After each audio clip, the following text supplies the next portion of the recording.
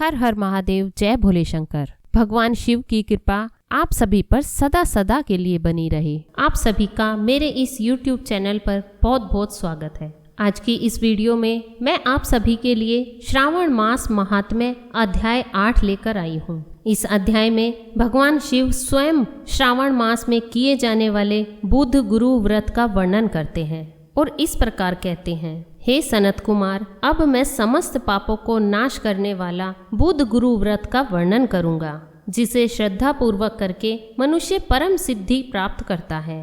ब्रह्मा जी ने चंद्रमा को ब्राह्मणों के राजा के रूप में अभिषिक्त किया। किसी समय उसने रूप तथा यौवन से संपन्न तारा नामक गुरु पत्नी को देखा। उसकी रूप संपदा से मोहित होकर वह काम के वशीभूत हो गया और उसे उसने अपने घर में रख लिया। इस प्रकार बहुत दिन बीतने पर उसे बुध नामक एक पुत्र हुआ, जो बुद्धिमान, सौंदर्यशाली तथा सभी शुभ लक्षणों से युक्त था। गुरु बृहस्पति को ज्ञात हुआ कि तारा चंद्रमा के घर में स्थित है। तब उन्होंने चंद्रमा से कहा कि मेरी पत्नी को वापस कर दो। अनेक तरह के समझाने पर भी जब चंद्रमा ने तारा को वापस नहीं दिया, तब बृहस्पति ने देवताओं की सभा में जाकर देवराज इंद्र को यह वृतांत बतलाया और कहा, हे शक्र, आप देवताओं के राजा हैं, अतः अपनी आज्ञा से आप उसे दिलवाएं, अन्यथा उस चंद्रमा के द्वारा किया गया पाप आपको ही निसंदेह लगेगा। क्योंकि शास्त्र निर्णय के अनुसार प्रजा के द्वारा किए गए पाप को राजा भोगता है। पुराणों में भी ऐसा कहा गया है कि दुर्बल का बल राजा होता है। गुरु का यह वचन सुनकर चंद्रमा ने कहा, मैं आपकी आज्ञा से तारा को तो दे दूंगा, किंतु इस पुत्र को नहीं दूंगा। शास्त्र के अनुसार विचार करके देवताओं ने उस बुध को चंद्रमा को ही दे दिया। इसके बाद गुरु को उदास देखकर देवताओं ने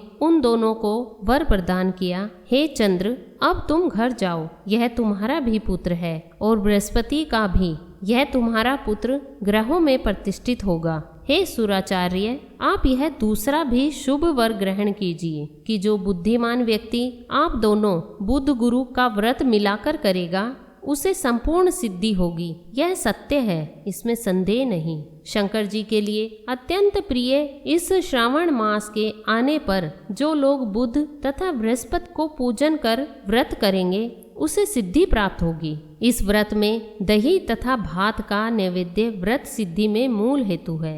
स्थान भेद से आप दोनों की मूर्ति लिख कर पूजन करने से भिन्न भिन्न फल प्राप्त होता है। यदि कोई हिंडोले के ऊपरी स्थान पर आप दोनों की मूर्तियां लिखकर पूजन करे, तो वह सर्व गुण संपन्न तथा दीर्घायु पुत्र प्राप्त करेगा। यदि मनुष्य कोषागार में मूर्ति को लिखकर पूजन करता है, तो उसके कोष बढ़ते हैं और वे कभी क्षय को प्राप्त नहीं होते। इसी प्रकार पाकाल्य में पूजन करने से पाक वृद्धि तथा देवालय में पूजन करने से उनकी कृपा प्राप्त होती है। शय्यागार में लिखकर पूजन करने से स्त्री का वियोग कभी नहीं होता।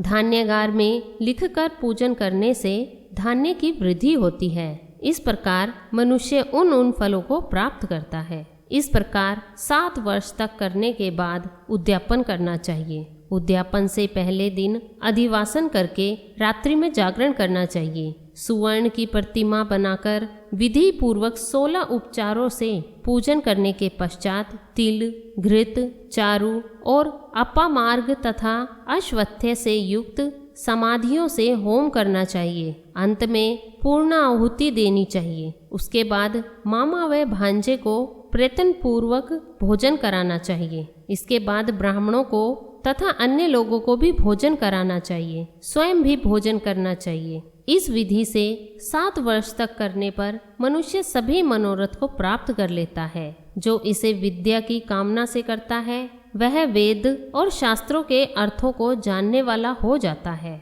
बुध बुद्धि प्रदान करते हैं और गुरु बृहस्पति गुरुता प्रदान करते हैं। सनत कुमार बोले, हे भगवान, आपने जो यह कहा है कि इस अवसर पर मामा तथा भांजे को भोजन कराना चाहिए, यदि बताने योग्य हो तो इसका कारण बताइए। ईश्वर बोले, हे सनत कुमार, पूर्व काल में अत्यंत दीन तथा दरिद्र कोई 2 ब्राह्मण थे। वे दोनों मामा भांजे थे।